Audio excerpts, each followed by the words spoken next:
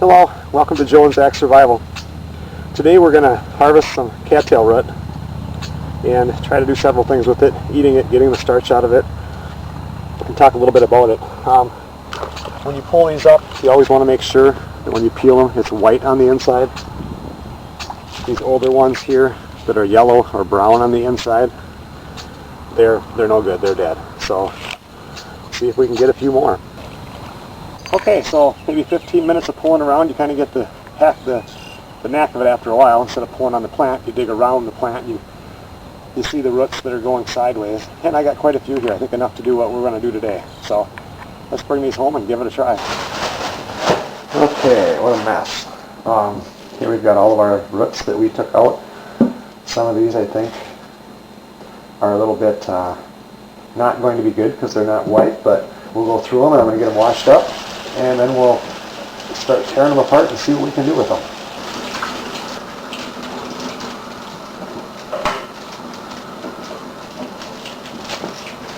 You want to make sure that it's white. If you get any spots that aren't white, then just toss that one out. Just like that. Alright, now that we're all cleaned up, let's see what we got here. There's several things that we can do with this now. And the first thing, if you were out in the wilderness, you just dig these up, wash them off, throw them into a bed of coals, and let them cook for, 5-8 minutes, whatever, depending on how hot your fire is. And then you can take them out and you can just peel this back and actually chew on the white inner part and get the starch out of it, and then just spit out the part that's too stringy. So what I'm going to do, we're going to take one of these. I have the oven preheating now, and I'm actually, it's supposed to be 92 degrees today. I don't really feel like having a fire going out there in the fire pit. So I'm just going to throw this in the oven, and we're going to give that a try as soon as that gets preheated. With these here now, what we want to do is we're going to peel this outer skin back.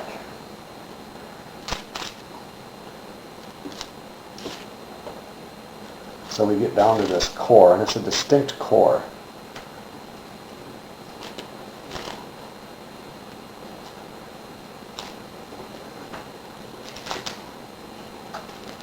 Alright, okay, so just keep scraping these at the back of the knife to get this starch out.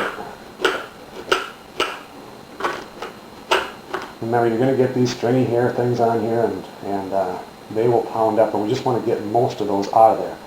If you wanted to do a super pure flour, you would soak these in water, you break this up, soak it in water to get the starch out of it, and the starch is what will end up being the flour.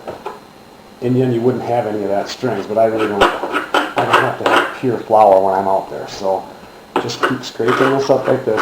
I'm going to go ahead and scrape a whole bunch of these, and then I'll come back. Okay, so what I've decided to do, when I'm sitting here and scraping this stuff, you get so much of that starch out, but at the same time, there's so much that's left in these fibers here that you can't get out. I mean, some of these are really sticky, which is good.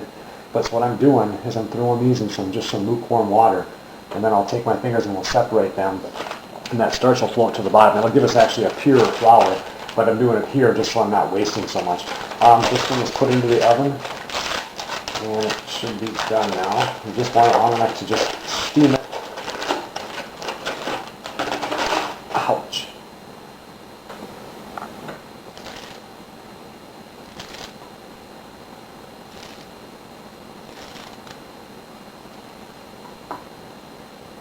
Okay, this seems to have cooled down. Let's see what that inside tastes like.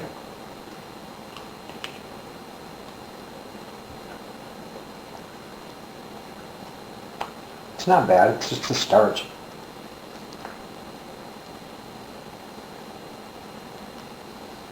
I'm not saying that it's good or bad, I mean it's just definitely edible, and nothing worse than anything else to eat, probably even better. I can see eating it, but I'm more interested in the flour itself. I think I would much rather eat the bottom of the cattail shoots than this, but this would make it really good, hopefully, for flour. So, well, at least we tried it. Okay, so I've got this part done right here. What I'm going to do, it's supposed to be so warm today outside, I'm just going to set this out on the deck and let it dry, and then as it dries, pick it apart more and more. So that'll run out in just a minute. And with this one here, what we're going to do is we are going to, that water just makes that stuff so soluble and it just comes out. You can actually do this here and squeeze. Look at that's all that starch, and that's what we're going to make into the flour. We'll have to dry this too, but so I'm going to go through and do this, and I'll get the other one drying, and then we're going to come back to this in a little while and see what we've got. Okay, so I squeezed everything I could out of there, and what we're going to do now is I'm just going to let it sit and wait, and eventually we'll get the starch down here, and the water will be on top. Then I can pour out the water. Then I have to dry the stuff that's on the bottom. So I don't know how long that will take with this batch right here, but anyway, that's going to be sitting. The other one is drying. I'll see you guys in a couple hours.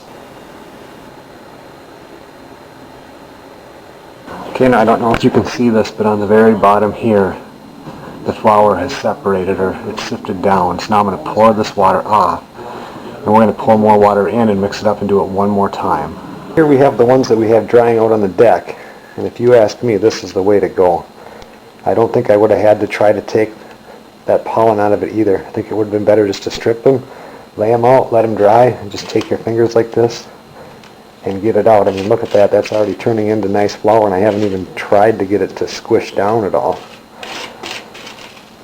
We'll let the other stuff separate, then I have to dry that too, but this stuff is turning out really nice.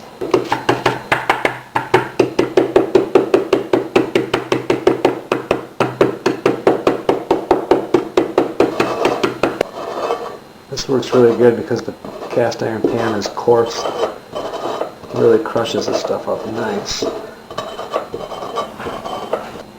I have a feeling that doing it this way, you do not end up with much.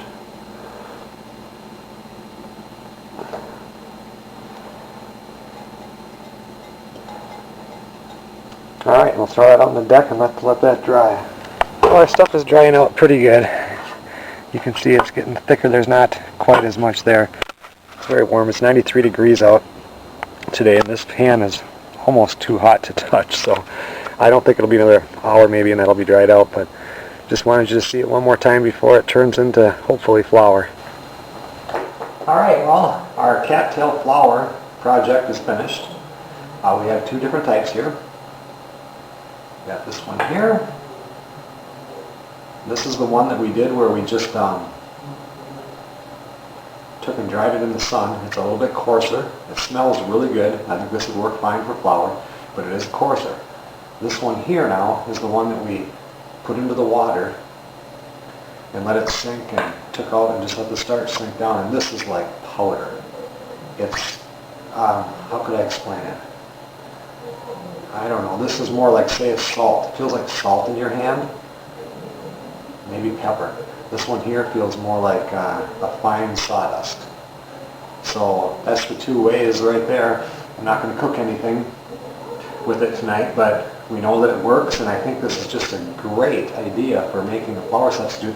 And with the flour substitute, you can use up to 50% with regular flour, versus when I did the pine bark one, we could only do an eighth or maybe a little bit more, is all that they suggested. So anyway, I thought this was a really good project, and I think it was good to know how to do it. And I'm going to do it again and try to make more of it now that I know what to do.